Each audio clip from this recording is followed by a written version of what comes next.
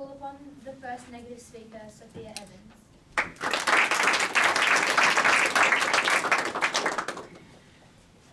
Good evening, Madam Chairman, ladies and gentlemen. The topic for today's debate is that South Australia's no job, no play policy should be abolished. We'd like to agree with the affirmative team's definition.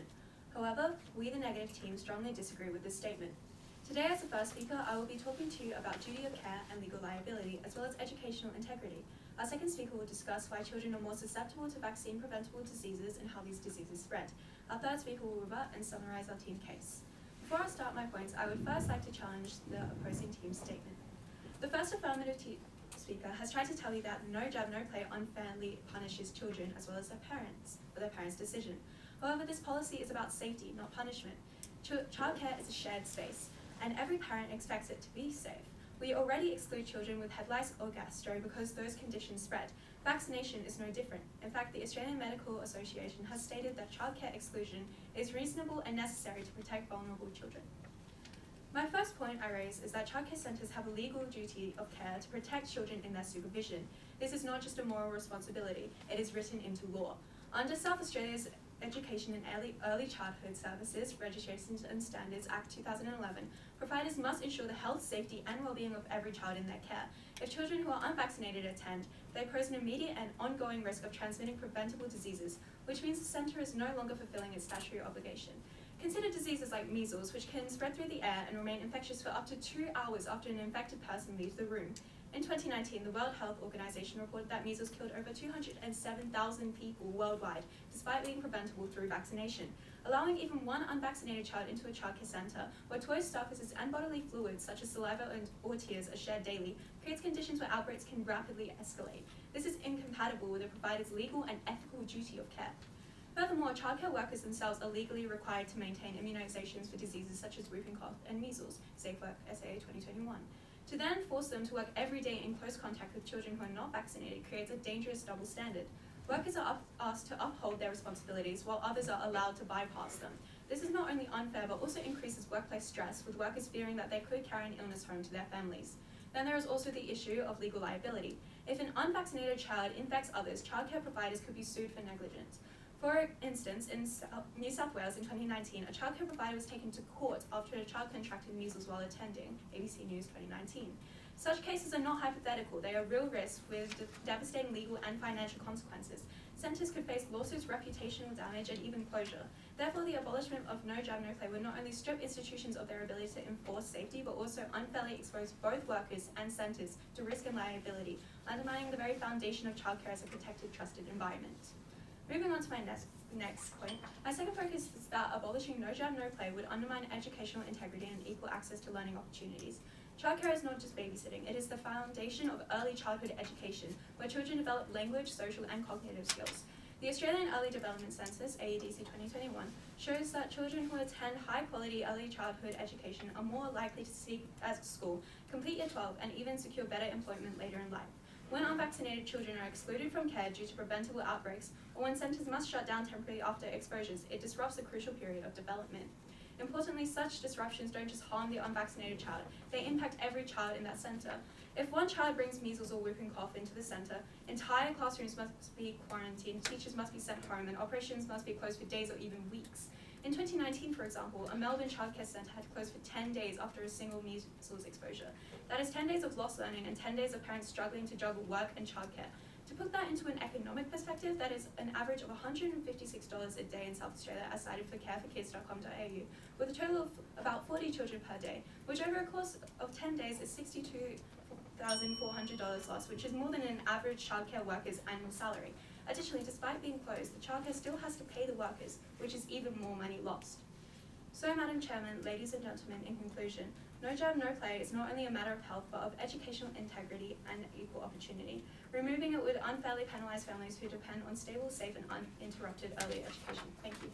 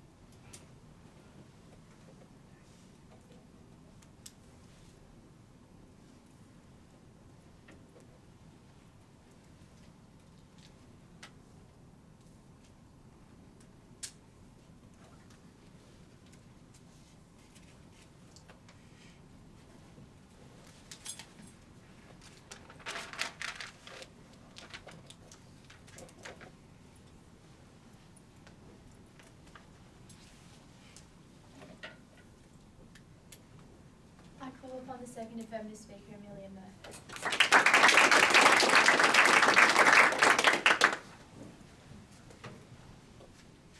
Good evening, Madam Chairman, ladies and gentlemen. The topic for tonight's debate is that South Australia's no jab, no pay policy should be abolished.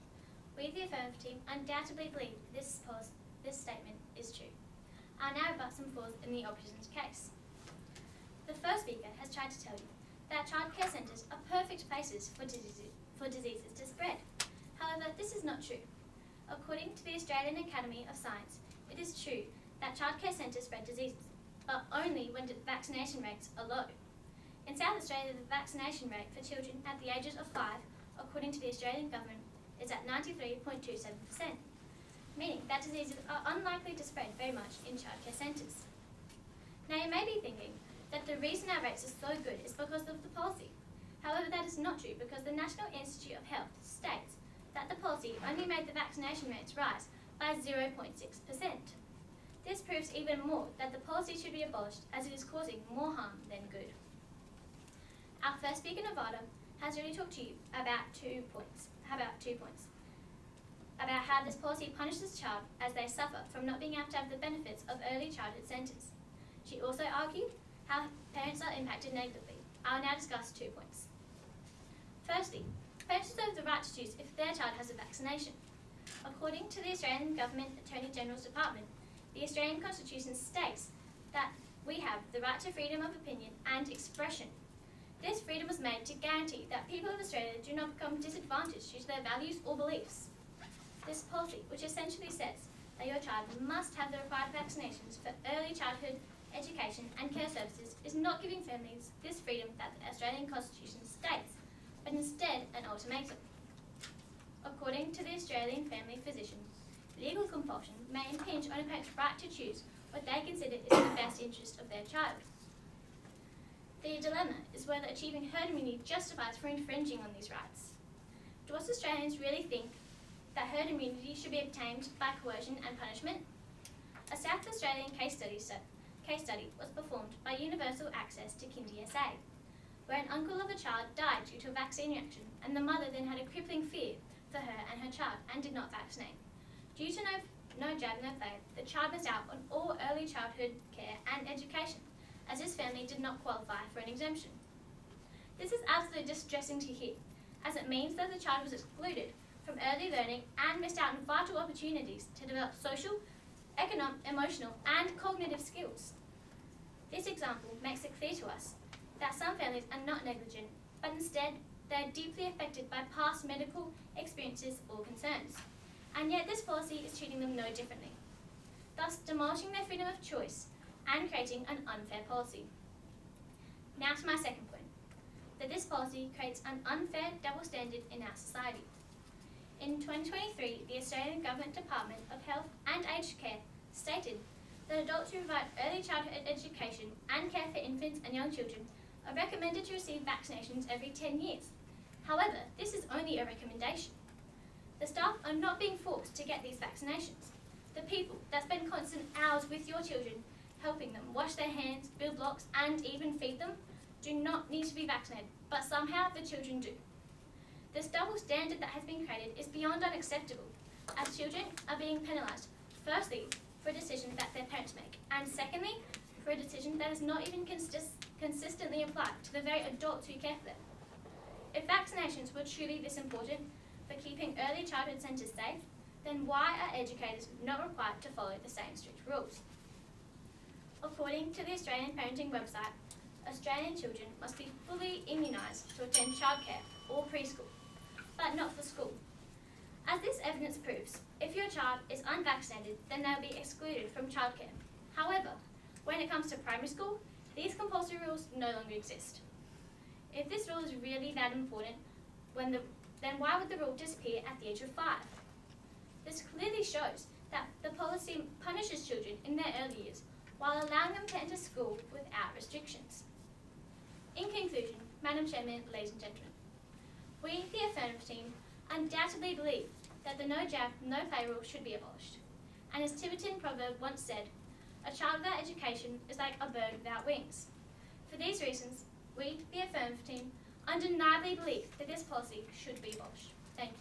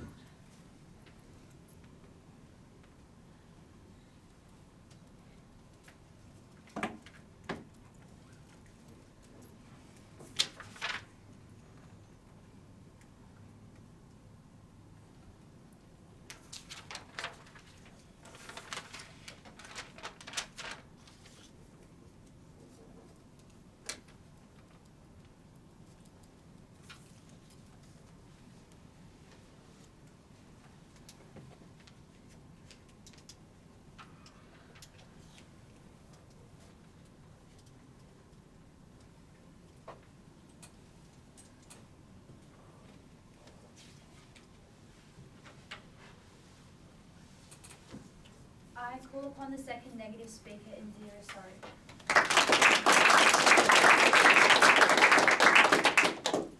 Good afternoon, Madam Chairman, ladies and gentlemen. The topic for tonight's debate is that South Australia's no jab, no play policy should be abolished. We, the negative team, believe the statement to be false. Our first speaker has already talked to you about the duty of care owed to childcare centres, as well as how abolishing no jab, no play would undermine educational integrity and equal access to learning opportunities.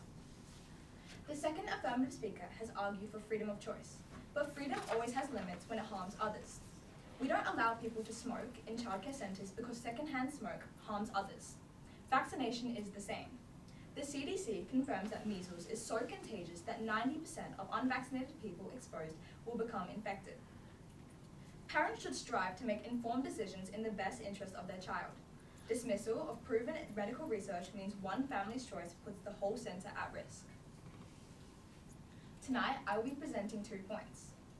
My first point is that children themselves are among the most vulnerable to vaccine-preventable diseases. The World Health Organization estimates that 1.5 million children under 5 die every year from illnesses that vaccines could have prevented. They also report, over the past 50 years, vaccinations have saved 154 million lives, and 9% of those were young children. Take measles, for example. The US Center of Disease Control, also known as the CDC, reports that in wealthy countries, 1 or 2 children out of every 1,000 who catch measles will die, with many more left blind, deaf, or with permanent brain damage. Individual vaccinations are highly beneficial, but many of the greatest benefits come from herd immunity. This is where enough people are vaccinated that a disease simply cannot spread. However, this only works when vaccine rates are extremely high, often around 95%. This is where policies like no jab, no play are crucial. Before 2016, Australians' vaccination coverage was good, but not good enough. We were still below the target for herd immunity recommended by the World Health Organization. After the law was introduced, national coverage climbed to above the 95% mark for the first time. This difference is the line between safety and danger. Do we really want to take that protection away and leave children exposed? The answer is no, and that is why no jab, no play must not be abolished. Now to my second point, which is that diseases spread to everyone. Vaccine-preventable diseases don't just affect one child. They spread, especially in childcare environments where infections travel quickly and put everyone at risk. Childcare is high risk, with children playing closely, sharing toys, and lacking hygiene. The CDC confirms if one person has measles, up to 90% of unvaccinated people close to them will also become infected. This is not the same as other health conditions or unhealthy eating, where the risk affects your health and only your health. With vaccinations, one person's choice does not stop with them. In childcare, one decision can determine the health of dozens. It is not just about children. If a parent or grandparent is older or has a weakened immune system, these infections can be deadly. Childcare workers themselves are constantly exposed and can spread infections back into their homes and communities. Cancer patients, transplant recipients, people with autoimmune diseases, and infants under 12 cannot be vaccinated at all, meaning their only protection is when people around them are vaccinated. These people did not choose to be vulnerable, but they are the first to suffer if we weaken vaccination laws. One family's choice endangers every other child, every parent, every worker, every carer, and every grandparent connected to that centre. We cannot allow personal choice to outweigh public safety. We cannot ask vulnerable children, cancer patients, or grandparents with weak immune systems to carry the risk of someone else's decision. And we cannot afford to weaken the very law that prevents deadly outbreaks in our community. So, Madam Chairman, ladies and gentlemen, in conclusion, we have shown that the scientific evidence for vaccines preventing children is undeniable. Vaccines prevent deadly diseases, and those diseases carry major consequences. Children are especially vulnerable, and policies like no jab, no play are what keeps them safe. We have also shown that vaccination is not just a personal choice. Vaccines revolve around infectious diseases, meaning the risk is not only to yourself. They spread, and this decision not to vaccinate can endanger children, parents, elderly individuals, and carers. This law saves lives, protects children, and keeps our community safe. To abolish it would undo decades of progress and put many at risk. Thank you.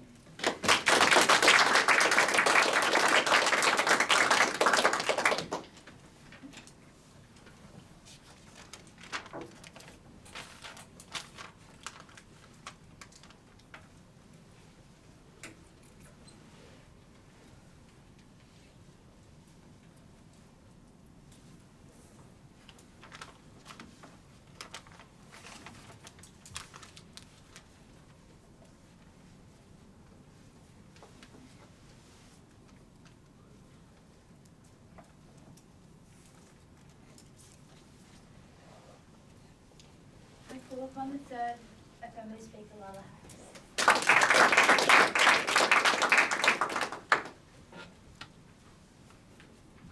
Good evening, Madam Chairman, ladies and gentlemen. The topic for tonight's debate is that South Australia's no jab, no play policy should be abolished, in which we, the affirmative team, wholeheartedly believe this statement is true. I will now have the floors in my opposition's case. The first speakers claimed that the duty of care for childcare places needs to be impacted to ensure that the children are safe. However, does this policy really affect duty of care? The National Library of Medicine claims that among children aged 1 to age 3, the rate was 92.1 before the policy, and this only rose to 92.7 after the policy, which is a marginal increase of just 0.6%. This shows that the vast majority of children were already vaccinated, and the policy barely changed the vaccination rates. Meanwhile, children who are excluded from early childhood education significantly pay the price. Additionally, according to an article on The Guardian, Australia's no jab, no play policy has actually been associated with a drop in the number of children catching up on their first doses of measles, mumps, and rubella vaccine, suggesting the policy has very little impact on those that reject vaccination science. Therefore, the policy achieves very little, and a 0.6% gain simply does not justify such a significant harm.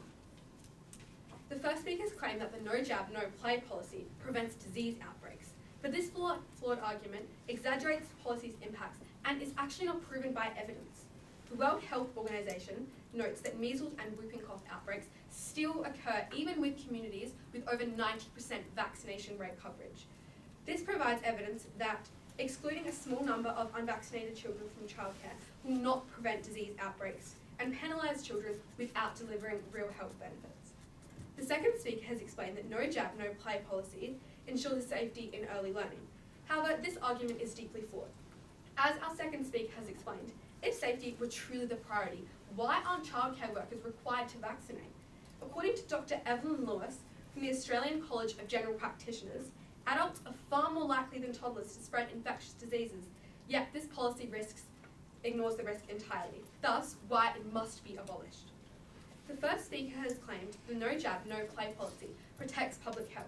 However, is the policy truly effective in doing so?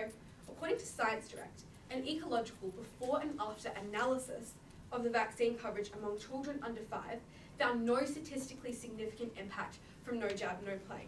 Even more concerning, the study revealed that children aged 5 to 7 actually experienced a decrease in the first doses of measles, as previously mentioned. So, can the negative team really argue that this policy protects public health when credible evidence shows the otherwise? The second speakers argue that no jab, no play protects vulnerable children.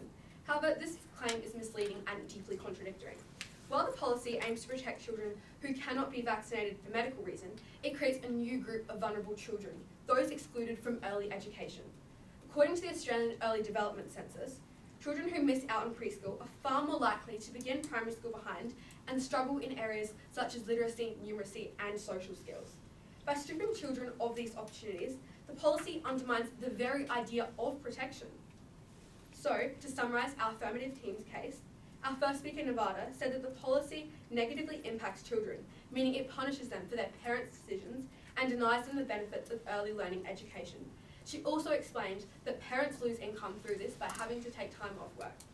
Our second speaker explained that parents deserve the right to choose if their child has a vaccination and to not be discriminated against by not attending these services. She also explained that the policy unfairly creates a double standard by requiring children to be vaccinated while neither early learning childcare educators nor school children require to be vaccinated by the same strict rules. So, Madam Chairman, ladies and gentlemen, in conclusion, we, the affirmative team, wholeheartedly believe that South Australia's no jab, no play policy should be abolished. If a policy fundamentally harms children, punishes family, and only makes a 0.6 increase in vaccination rates, can we truly call it a protection? Thank you.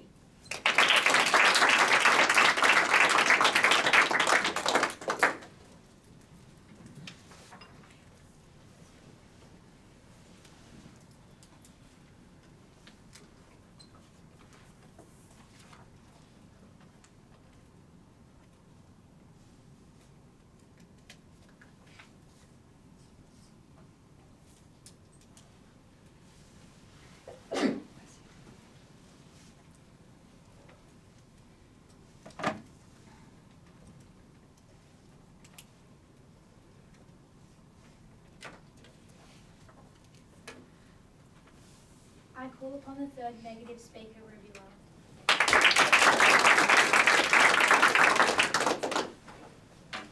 Good afternoon, Madam Chairwoman, ladies and gentlemen. The topic for tonight's debate is that South Australia's no jab, no play policy should be abolished. We, the negative team, firmly believe that this statement is false. To challenge the affirmative team's arguments, the first affirmative speaker has tried to tell you that due to Can I move on? Sorry. The second affirmative speaker has tried to tell you that these rules create a dangerous double standard, as workers are not required to vaccinate. However, as stated by our first speaker, child workers are legally required to maintain immunizations for diseases such as whooping cough and measles, according to SafeWork SA.